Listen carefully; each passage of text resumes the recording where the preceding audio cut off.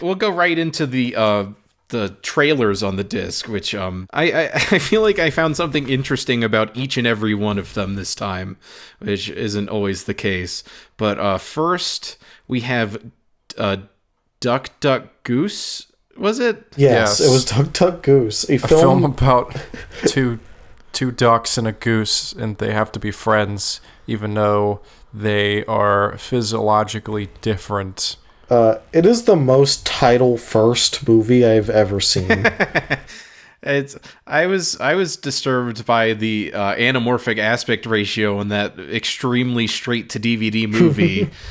I was disturbed by the implication of the goose's head going straight up a pig's ass. Damn. Kids' movies have a lot of that, of just people's heads going up other things' assholes. Yeah, such as famous children's movie Hancock. You don't move, your head is going up his ass. Oh, that's a good scene. I think my biggest note on this trailer was the end card, where you put like the release date for the movie in theaters or the DVD, and like usually you just export the trailer or whatever to a degree that you can just add the card depending on what release you're using the trailer for.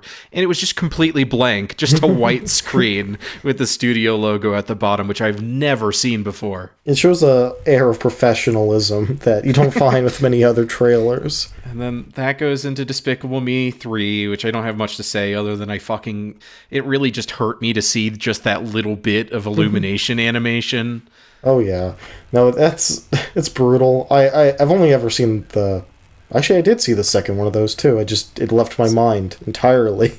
The second one's fine. I don't hate Despicable Me. I didn't mean to say it was bad. I just kind of didn't take anything from it. I've only ever seen the first one, which I thought was pretty decent. It's a pretty good movie.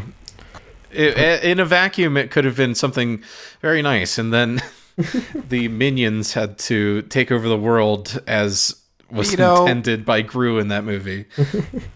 So then we have something I haven't seen before, which is a trailer on a disc for something that's only on streaming. Oh yeah, and that was for Spirit Riding Free, the DreamWorks sequel show to Spirit. That was bizarre. I remember thinking to myself, well, isn't this a show? Why is there a trailer for this on the DVD? But I haven't seen anything like that in like a long time. Like I remember when I was a kid, I rented like Incredible Hulk or something, and it had a trailer for Final Fantasy 13 on it, and I just was shocked then. And same here with there just being a TV trailer on this. Yeah, It's about a girl that goes to a really tiny town, but she somehow finds two friends that are like her same exact age and share her same exact interests, which I found to be quite being a horse disingenuous. It looked like they were like in Utah, so I mean, I guess that is the 95% of the population is horse girl. What else are you gonna do? I wonder what percentage of the audience of that show has watched the original movie. Probably a low percentage. Probably near zero. I never knew anyone growing up that was like, oh, I love Spirit. I mean, I went to horse camp one year, and that was a fun experience. And horse camp? Yes. What does that entail?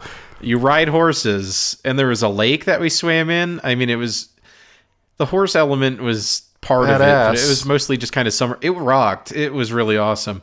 But there was always a day every year where we could just watch a horse movie, and that was the only time I'd ever seen or heard of Spirit. I don't know of anyone that like has fond memories. I remember it being okay. Dylan, are you a horse? Are you a secret horse girl? No, my aunt is a horse girl. I don't want to disparage her. I mean, she likes horses. I don't want to call her a horse girl. Those are different things. Yeah, they're different things. Just because you like horses doesn't mean you're a horse girl. Well, she was a stable hand for a while, which is a dope ass job. I just got to hang around horses quite a bit as a kid. I respect them, and I think they're cool creatures, but they also terrify me at the same time. They're so fucking scary. Oh, so frightening. Their hooves that are like tentacle fingers that if you don't manage them, they're just like Cthulhu claws. It's very unsettling. Yeah, and the fact that if they just abruptly decide to buck out of fear, you'll just die. Like, Yeah. you get kill hit you. with those, you're done. And their legs are so fucking, they're like popsicle sticks, and if they break, they're just, they're dead. Yeah, there's Pretty nothing you can much, do. Moving on from the glue factory, we've got All I Want for Christmas Is You. I'm sorry, Mariah Carey's All I Want for Christmas Is You, in a long honored tradition of movies that are based off of Christmas songs and turned into like shitty animated children's movies. Right. It's just a cash grab. I couldn't really get a hold of the story on that one. She, like, wanted a dog, and then she, like, was invited to a pageant that specifically required owning a dog. And... Aaron, you see, it doesn't need a story. All it needs is the fact that it references and has the song in the name of the film, so they can cash in on the popularity of Mariah Carey's All I Want for Christmas Is You. Mariah Carey's All I Want for Christmas Is You, November 14th on Blu-ray, DVD, and digital. Yeah, but the you, because it's a children's film, it can't be a romantic relationship. Her aspirational you is, of course, a dog. Yeah. So, Puppy. but then we have Mune, Guardian of the Moon, which was such a short trailer, I missed it. Yeah, it's a Yeah. dub of a French film Oh, that had been of released course. like years earlier. It's like I knew immediately it was foreign because it's released by G Kids, who usually do Oh. anime releases in the West. But yeah, they I guess they picked up this like random French movie. It looked fine, I guess. I didn't really get a full understanding. Yeah, that explains the incredibly stupid name. Oh no, you can always blame the French for that. The main character's name is Moon, spelled M-U-N-E, and he's the guardian of the moon. M-O-O-N-E. No E. Moon. And then there was, the last one was Thomas and Friends, Journey Beyond Sodor. What's Sodor? That's what I want to know. That's the island that they're... What? Come on, dog. Really? Come on, I, bro. no, I You guess gotta that be shows fucking how with far me. removed I am from that, because I watched that show a lot as a kid. Evan, I know you have way less autism than either the other two of us, but come on, man. Yeah, You no. gotta be fucking kidding me. No, I'm honestly ashamed, actually, now that I'm saying this, because, fun fact, a line from that show was the first full sentence I ever spoke. Oh yeah.